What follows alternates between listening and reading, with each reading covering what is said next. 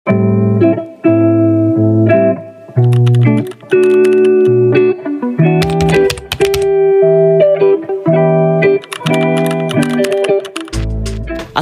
warahmatullahi wabarakatuh. Hai halo, perkenalkan saya Hafiz Akbar Maulana dari Universitas Muhammadiyah Malang, Fakultas Psikologi, jurusan Psikologi. Sejarah merupakan dimensi Pancasila dan bangsa Indonesia. Sehingga dengan mempelajari sejarah, kita dapat mengetahui perkembangan Pancasila di masa lalu. Mempelajari sejarah merupakan sebuah hal yang penting, apalagi bagi kita sebagai seorang pemuda Indonesia. Wajib hukumnya untuk mempelajari sejarah Pancasila.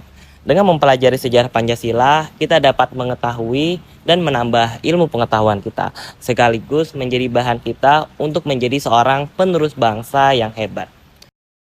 Oleh karena itu, saya Hafiz Akbar Maulana akan memperkenalkan tim-tim saya dalam mensukseskan proyek netizen yang kami buat, yang berjudul Sejarah Pancasila sebagai bahan penting untuk evaluasi bangsa. So, tak kenal maka tak sayang. Izinkan saya untuk memperkenalkan tim-tim saya. Hai, nama saya Intan Nayla Nur dari Universitas Muhammadiyah Malang, Fakultas Psikologi. Sejarah Pancasila untuk bisa memahami betapa beratnya meraih kemerdekaan hingga terbentuknya sebuah negara. Hai, saya Rifdelvia Putri dari Universitas Muhammadiyah Malang, Fakultas Psikologi. Jadi, sejarah Pancasila dapat dijadikan pedoman masyarakat bangsa Indonesia.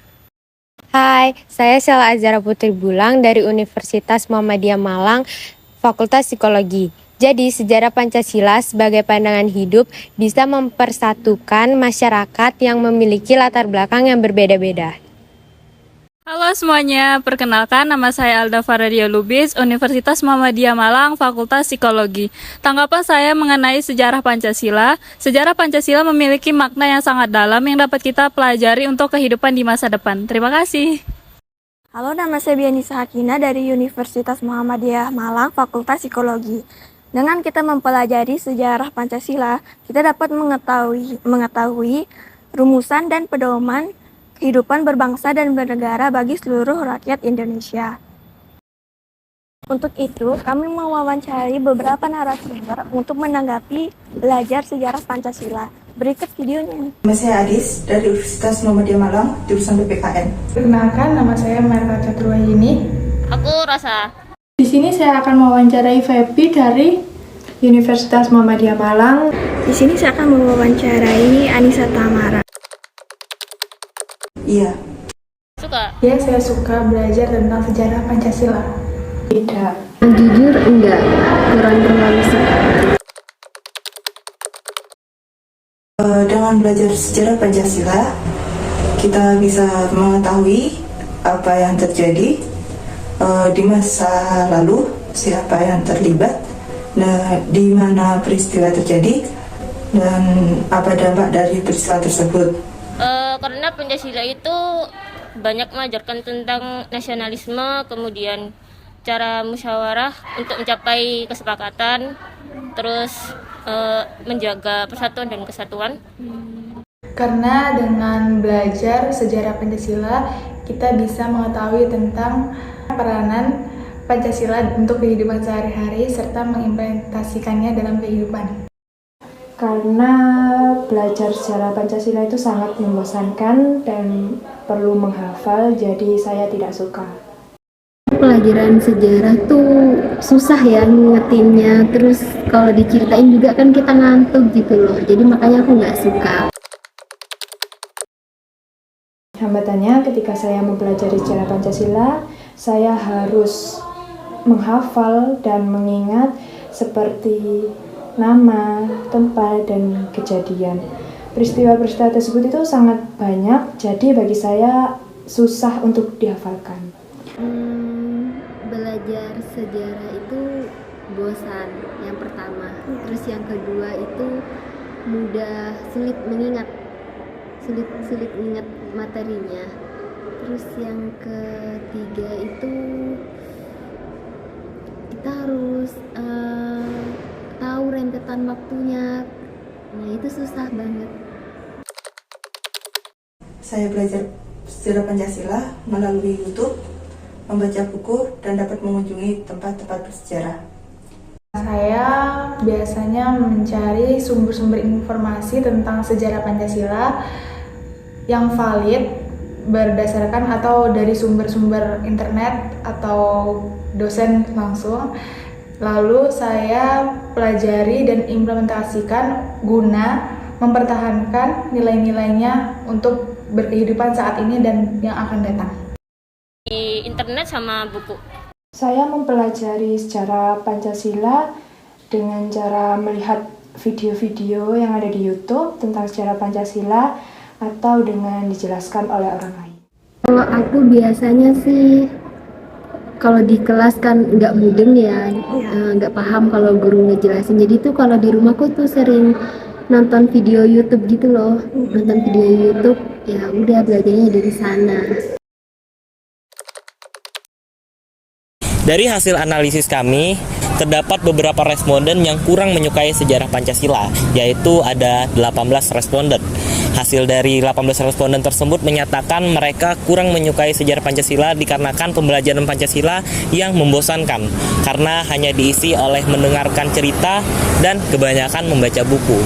Nah, sebagai seorang penerus generasi, kita diibaratkan sebagai ujung tombak, dan jikalau tombak tersebut berhasil mengenai, maka kita akan bisa membangun Indonesia menjadi lebih baik lagi. Saran dari beberapa teman yaitu menggunakan dialog interaktif adalah hal yang efektif untuk kita bisa belajar sejarah Pancasila. Karena dengan metode tersebut kita dapat menjadikan sejarah Pancasila sebagai pedoman. Pedoman ini bisa digunakan kita untuk menjadi orang yang lebih baik lagi, sekaligus mengevaluasi diri kita sendiri dan bangsa kita sendiri. Sehingga dengan hal tersebut kita bisa membangun Indonesia yang lebih baik lagi. Dari hasil wawancara dari Google Form yang kami buat, terdapat 70,6% orang yang menyukai mata pelajaran sejarah dan 29,4% kurang menyukai. Berbagai respon dari berbagai orang yang kurang menyukai menyatakan karena harus membaca banyak, sejarah cenderung membosankan, membuat saya mengantuk, dan hal lainnya yang berhubungan dengan rasa malas untuk belajar. Namun beberapa orang turut suka dalam mempelajari sejarah, karena sejarah adalah kehidupan masa lampau, sekarang adalah kehidupan masa kini, dan esok adalah kehidupan masa depan.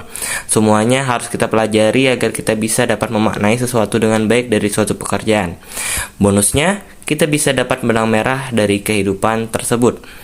Pemaknaan belajar sejarah dari beberapa orang menandakan bahwa pembelajaran sejarah Pancasila dapat dijadikan individu sebagai evaluasi agar menjadi lebih baik lagi. Malam itu aku menggali di dalam ingatanku,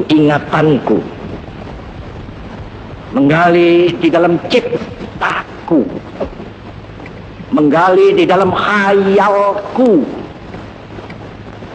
apa yang terpendam di dalam bumi Indonesia ini, agar supaya sebagai hasil dari penggalian itu dapat dipakainya sebagai dasar daripada negara Indonesia merdeka yang akan datang.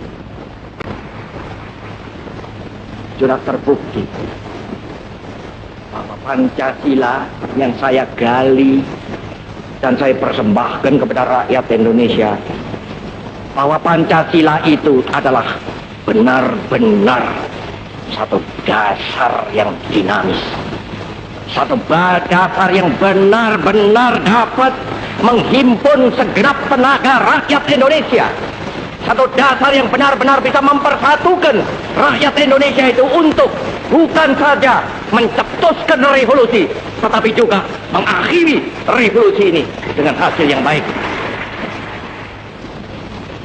Maka aku adalah sebenarnya utusan, wakil daripada revolusi Indonesia. Revolusi Indonesia ini bukan revolusi Soekarno, tetapi revolusi daripada seluruh rakyat Indonesia, dari Sabang sampai Merauke.